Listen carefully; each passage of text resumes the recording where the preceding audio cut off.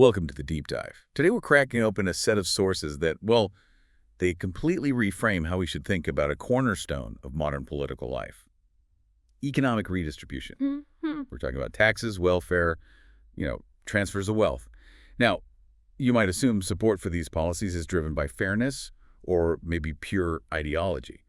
But the research you sent us points to a motive that is far older, far more powerful, and frankly, much scarier. That's exactly right. When we look at political conversations, we usually frame redistribution around these, let's say, noble motives, compassion for the needy, or just simple economics, what's in it for me. But these sources suggest that a powerful, persistent, and often subconscious motive isn't altruism or greed. It's primal risk management. So, okay, if it's not kindness and it's not traditional self-interest, what is this ancient driver? It's the deep, evolved human response to a perceived threat. It's prudence born out of fear. The central finding is a really profound association between the fear of being violently dispossessed. The fear of having things taken from you by force. Exactly. That fear and supporting policies designed to transfer resources to the less fortunate. This isn't just theory, then. This is the ultimate pragmatic, almost cynical calculation. It reminds me of the most famous architect of the modern welfare state, Otto von Bismarck. It's a perfect parallel. Bismarck, a conservative aristocrat, he summarized this game-theoretic logic perfectly when he was facing the rising threat of socialism in 19th century Germany. Right. His view on bringing in Social Security and health insurance was stark. He said, if there is to be revolution, we would rather make it than suffer it. That one line just sets the stage for our entire mission today. We are going to unpack the robust evidence that modern citizens, even in stable, wealthy nations like the US and the UK, are, on a psychological level, intuitive Bismarckians. Yes, and we're going to show how this ancient sort of Stone Age risk assessment logic operates right beneath the surface of modern policy debates, often overriding our higher moral concerns. So where do we start? To understand the modern voter, we have to start in the deep past, maybe even in the animal kingdom, because the root of this behavior is evolutionary appeasement. Appeasement. The evolutionary framework views certain resource transfers not as altruism, but as these prudential moves designed to propitiate aggressive individuals or coalitions. To calm them down. Exactly. Specifically to avoid injurious loss. You lose some resources, sure, but you avoid being seriously harmed or, losing everything. That makes perfect sense. It's about minimizing the net cost. And this logic of appeasement or threat accommodation, it's a constant in what the sources call asymmetrical conflicts. It is fundamental to conflict resolution across species. When two individuals contest a resource, they often engage in an assessment phase. They're sizing each other up. They're trying to figure out which of them is the likely winner. And if they can figure that out without actually fighting, the likely loser is far better off just relinquishing the resource than suffering grievous harm in a fight they were going to lose anyway. Okay, so let's dive into what determines the likely winner. The sources break down these asymmetries into two main categories: formidability and resource valuation. Right. Formidability is easy to grasp, who is bigger, stronger, has more allies. But how does resource valuation work in this context? Valuation is really the psychological engine of the fight. It dictates the maximum cost a contestant is willing to bear to get the resource. So imagine two fighters. One is well-fed, and the other is near starvation. Okay. The starving one has a much, much higher valuation of that single piece of food. They're closer to the fitness cliff, so to speak. Meaning the well-fed fighter, who might even be stronger, recognizes that the starving fighter is willing to escalate the conflict to a point that just makes the injury risk not worth the reward. Precisely. The contest isn't about muscle, it's about desperation. Exactly. And the fitter, stronger individual decides it's more prudent to yield than to absorb the cost of a protracted or, desperate fight. We see this with fascinating clarity in non-human species. Think about bowl and doily spiders. The resident male is often smaller than an intruder, but if he knows the female is optimally ready for insemination, giving him a higher valuation, he's often willing to fight more persistently and actually wins, even against a larger rival who lacks that knowledge. So the asymmetry in knowledge translates to an asymmetry in fighting commitment. Or take the even starker examples with basic survival. Research on fruit flies and crayfish shows that starvation, specifically in its non-disabling stages, significantly enhances how often they start fights, how long they persist, and how often they win. Wow. Their desperation raises the value of that food so high that they'll fight to the death, and their opponents recognize that credible threat. It's truly amazing how that ancient calculus scales directly to human behavior and ultimately to social policy. It really does. In human contests, formidability still matters. Physical size, resource control, allies. But valuation, driven by desperation and marginalization, is very often the trigger. The sources point to some key historical research illustrating this. So what are the researchers pointing to when they bridge that gap from the animal kingdom to, modern human society? Well, the famous analysis by Margot Wilson and Martin Daly of Detroit homicides in the 1970s is a key data point. They found that individuals facing high reproductive failure or marginalization, specifically young, unemployed, unmarried men, were massively overrepresented among both the offenders and the victims of violent interactions. These are the individuals with the least to lose. Meaning their resource valuation and their willingness to engage in high-risk conflicts is the highest. Exactly. That paints a powerful picture of desperation driving conflict and connects perfectly with that concept from anthropology of food sharing sometimes being described as tolerated theft. Yes. If a hunter returns with a massive animal carcass and a very hungry group of people shows up later, while attempting to defend every single ounce of that meat might incur a higher cost injury, conflict, reputation damage than simply giving up a portion. So that relinquished portion is a prudential transfer. It's a yield to avoid excessive costs. And that, psychologically, is precisely the logic Bismarck deployed, only at the national scale. Right. Absolutely. Bismarck's implementation of the first comprehensive social security system in the late 19th century. That wasn't an act of charity, it was strategic appeasement. He was managing a threat. He was. Germany was industrializing rapidly, creating this massive, concentrated, and increasingly organized working class that was very receptive to Marxist rhetoric. Bismarck's social programs, health insurance, pensions, were a calculated way to peel away the revolutionary edge from the socialist movement. So he incorporated some of their demands. And maintained the existing aristocratic power structure. He was paying the Danegeld to his own population to secure his rule. He recognized that the formal rule of law only goes so far when you have a large, formidable group with high desperation, a group that believes it has nothing left to lose. And we've seen psychological research support this interpretation before. There are studies that found a link between low upper body strength among high socioeconomic status men and increased support for redistribution. Which they interpreted as a direct physical appeasement mechanism. Exactly. And conversely, higher upper body strength among low SES men correlated with an appeal to forceful dispossession. So the physically weaker wealthy man is more inclined to pay taxes to avoid a fight, while the physically formidable poor man is more inclined to, take what he needs. That's a very raw interpretation of policy preference. It is, but it gets at the evolutionary roots. And more context comes from studies in Europe showing that the link between economic inequality and wealthy individuals' support for redistribution is mediated by their fear of crime. Inequality raises anxiety among the rich, and that anxiety is relieved by supporting transfers. Okay, let's move to the new research you analyzed, which tried to refine this idea.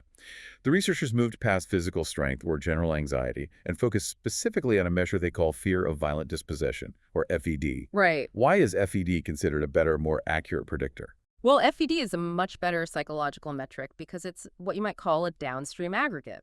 Physical strength is just one variable, right? And general fear is too broad. FVD is the internal psychological estimate that synthesizes all the relevant factors.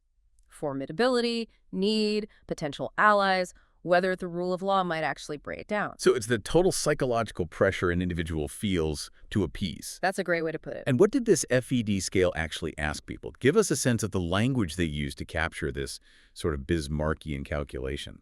So the scale proved to be very reliable, and it consisted of items that directly tap into this worry about social breakdown driven by wealth gaps. Key examples included statements like, I am concerned that wealth disparities might provoke violence in the streets. Or I think that economic inequality increases the risk of violent revolution.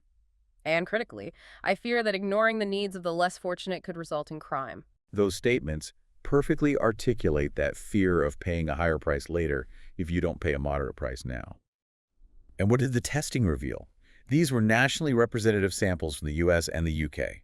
Across all 3 studies, the finding was highly robust and replicable. FED significantly predicted support for progressive redistribution.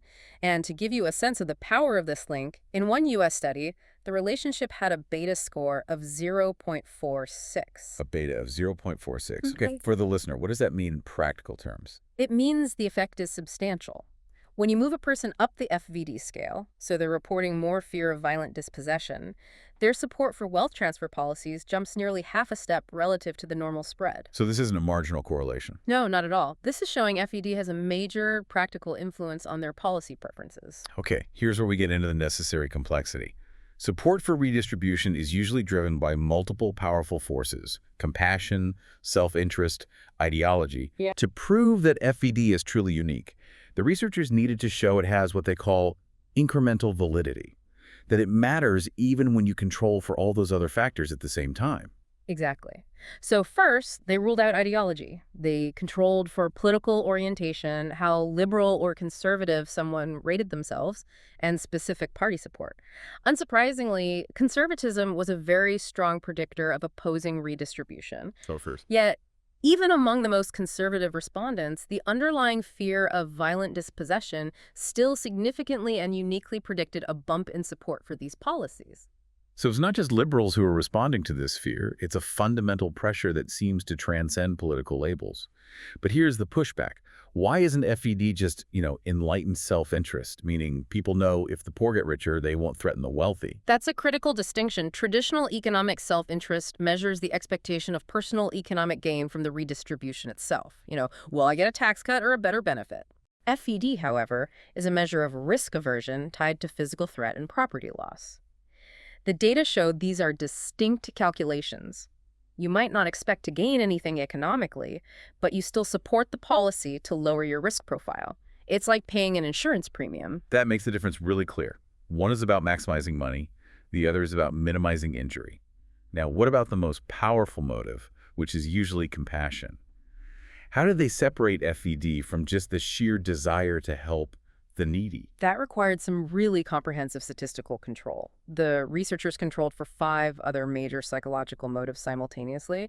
And you're right, compassion, the general tendency to help the needy, was often the strongest single predictor of support for redistribution overall. So they controlled for compassion, they controlled for self-interest, and they also controlled for things like malicious envy. Right, spite towards those better off. And proportionality, the desire to allocate rewards based on contribution, which typically fuels opposition to redistribution.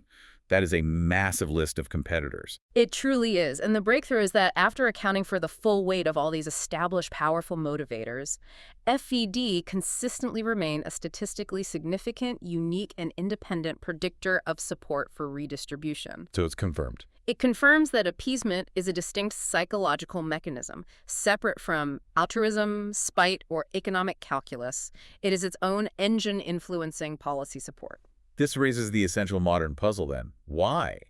Why does this ancient fear-driven logic persist so powerfully in stable democracies like the UK and US, where theoretically the police and the courts protect your private property? This brings us right back to the mismatch hypothesis. Our brains evolved for small, stateless societies where asymmetrical contests were resolved quickly and, violently. Property protection depended entirely on your ability to defend it physically or through immediate threat management. And our modern skull still houses that Stone Age mind. It does. So it's similar to how our ancestral programming to crave fat and sugar is mismatched in a world of caloric abundance, leading to health issues. Our ancestral programming for immediate threat management, pay the bully now, is mismatched in a world of formal institutions. Precisely. The psychological system evolved to prioritize survival.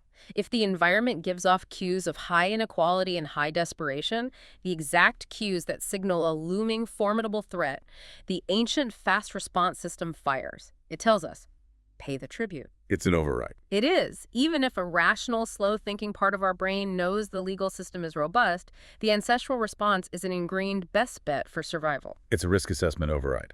And we see these appeasement transfers throughout history, long before Bismarck, and even today, outside of government policy. Oh, indeed. The paying of tribute to ward off a cost is timeless. Think of the Anglo-Saxon kings paying the Dane gold to Viking raiders to avoid outright destruction. Right. Or the Mesopotamian city-states paying off an emperor to avoid invasion. The price of the tribute is less than the cost of conflict. And you see this logic playing out in contemporary small-scale criminal settings too. Absolutely. The modern examples are chillingly similar. Paying ransoms for kidnapping victims or business owners paying protection money are direct prudential transfers. Sure. Even seemingly minor interactions, like drivers in certain cities paying unauthorized individuals, the torpedoes in Argentina, to watch their parked car. That's driven by the avoidance of a greater imposed cost, not by any moral obligation.